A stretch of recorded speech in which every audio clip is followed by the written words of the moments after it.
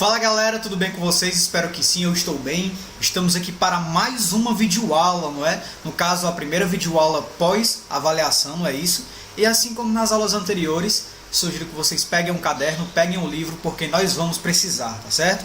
Então bora lá começar a aula, mas antes disso, roda a vinheta. Anote o número.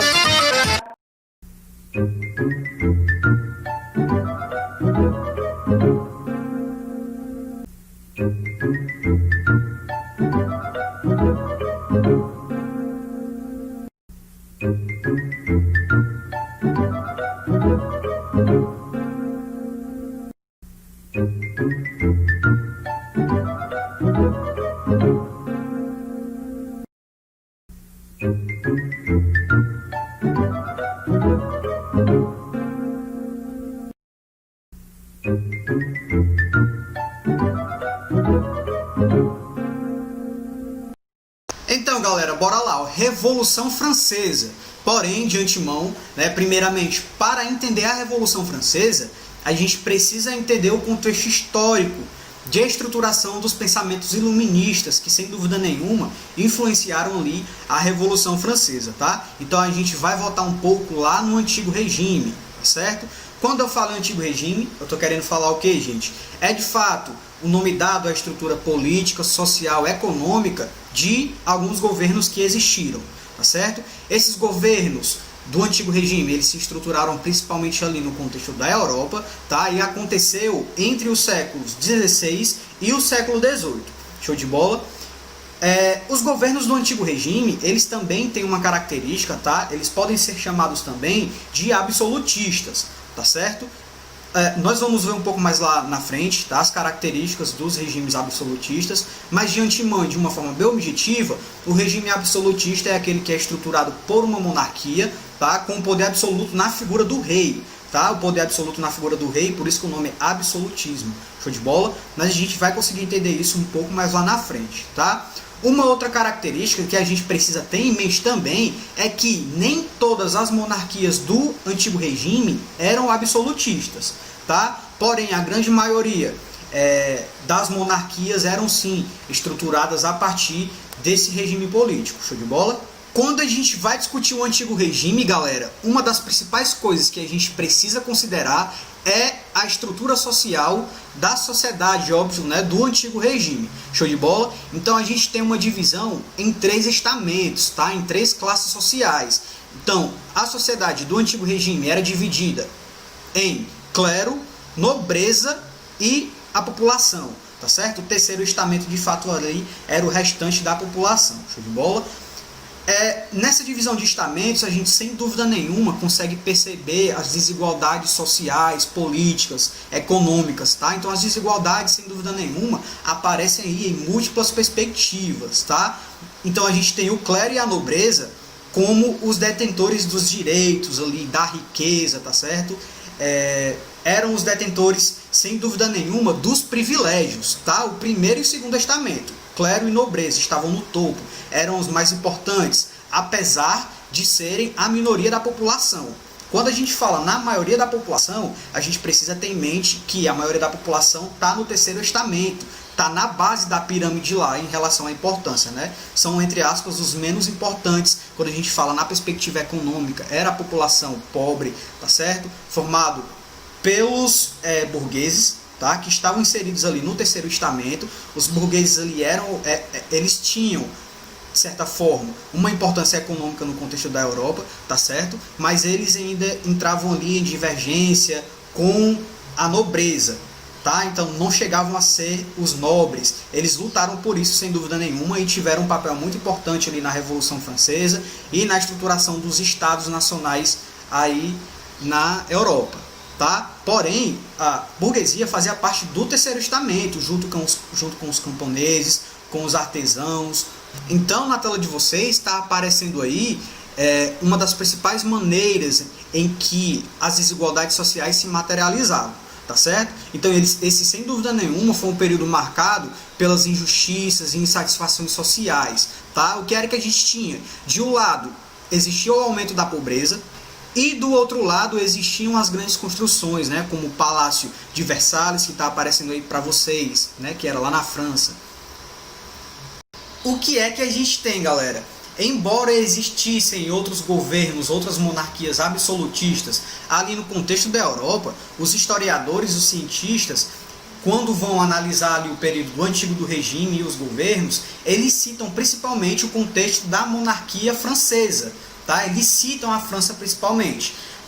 Principalmente porque existiam algumas peculiaridades em razão da monarquia absolutista ali na França, tá? E além disso, foi na França em que a população estruturou ali um contexto de procura por melhores direitos sociais, tá certo? E eles começaram também a se questionar em relação ao poder limitado do rei, tá certo? Então foi na França que esses questionamentos acerca da população que sofria com a fome, né, em relação também à importância do rei, por que é que o rei tem tanto poder assim, tá certo? Então, galera, o que a gente consegue perceber em relação ao antigo regime e, de certa forma, a sua estrutura, é que elas remontam, sem dúvida nenhuma, ao período ali da Idade Média, tá certo? Então a gente consegue perceber algumas características feudais na Idade Moderna, e a gente pode citar como exemplo os privilégios ali da nobreza e do clero, show de bola?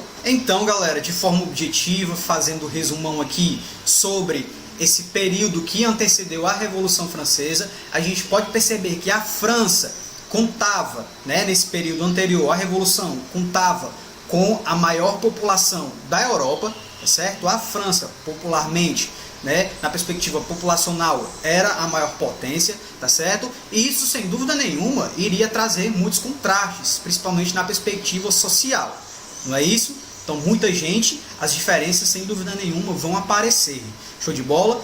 Como eu já tinha falado no momento anterior, a estrutura do Estado era estamental, né? Isso era formado por estamentos, que a gente viu lá.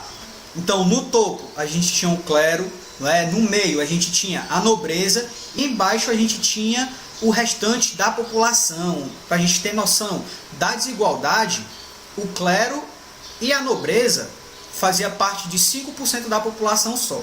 95% do restante da população, 95% da população fazia parte do povo. Era lá os camponeses, os sans-culottes, que eram os camponeses, que eram os artesãos, inclusive, que era a população de fato que trabalhava e direcionava e sustentava, entre aspas, ali o governo, show de bola, o Estado, certo? Outra característica do antigo regime e que precisa ser discutida, gente, é o regime econômico daquele período, tá? Quando a gente fala do mercantilismo, show de bola? Então, o mercantilismo pregava que a riqueza de uma nação podia ser percebida através dos seus metais preciosos, tá? Quando a gente fala principalmente de ouro e prata, certo? Então, quem podia intervir diretamente, por exemplo, na economia, nessa perspectiva mercantilista, era o rei, tá certo? Então ele criava leis, ele que estruturava as leis ali no contexto do mercantilismo. Show de bola? Além disso, no contexto do mercantilismo também, a gente tem a questão do monopólio, tá? O rei, lógico, tendo o poder absoluto ali e tendo a perspectiva de intervir diretamente na economia, ele podia dar um monopólio de algum produto para uma pessoa do interesse dele, não é? Ou seja, ele dava um monopólio de determinado produto para uma pessoa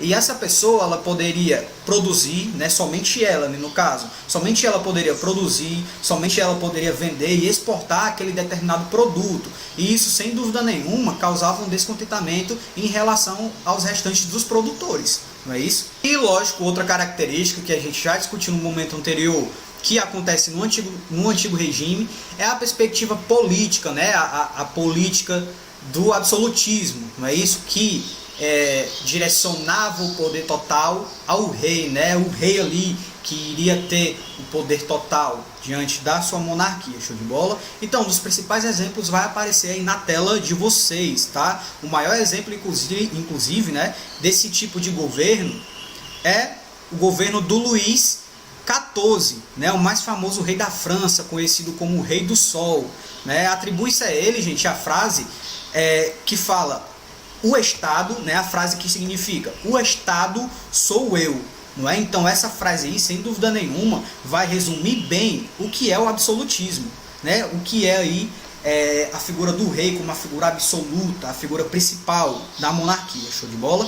Então, galera, diante disso, a partir do entendimento de que o rei era a figura principal ali no contexto da monarquia, a gente pode levantar um questionamento, não é? Como era que o rei conseguia legitimar, não é, a sua importância diante do Estado, tá? Então é aí que a gente vai perceber a importância da igreja, que a gente tinha discutido lá no momento inicial da nossa aula, né? A Igreja Católica, sem dúvida nenhuma, ela possibilitou com que o rei tivesse também uma grande importância no contexto do Estado, tá? Então a igreja vai falar que o rei foi o escolhido por Deus para administrar ali a nação. Então era o rei, a partir da escolha, né? A partir de Deus ter escolhido o rei, que o rei ali iria conseguir governar o Estado. Show de bola? Então a isso a gente dá o nome de teoria do poder divino, tá certo? Então era a igreja que iria dar essa legitimidade, né, diante aí da escolha de Deus, para que o rei conseguisse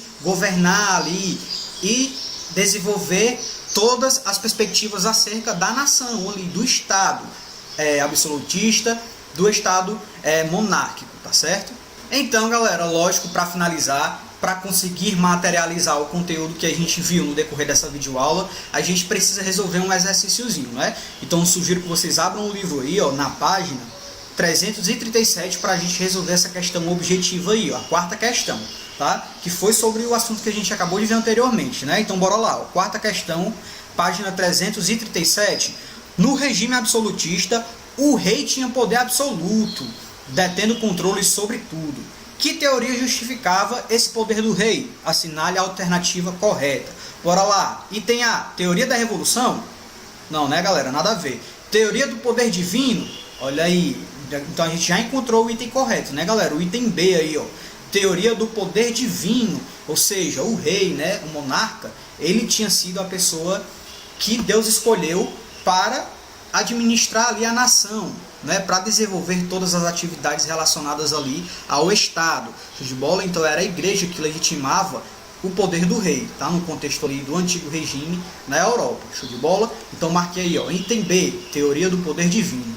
Então é isso, galera, a gente encerra a nossa aula por aqui. Eu espero que vocês tenham entendido, e vocês já sabem muito bem, né? Caso não tenham entendido, vocês podem entrar em contato comigo pelas redes sociais, tá? Caso não consigam falar comigo pelas redes sociais, vocês podem entrar em contato com o WhatsApp da escola, que a escola repassa a dúvida para mim, eu procuro tirar a dúvida de vocês. E além disso, a gente tem agora o Google Meet, né? A gente tem as nossas aulas online, em que a gente pode tirar as dúvidas e a gente pode ampliar a discussão também do conteúdo das videoaulas. Show de bola? Então é isso, a gente encerra a nossa aula por aqui, continue estudando, um forte abraço e até a próxima. Valeu!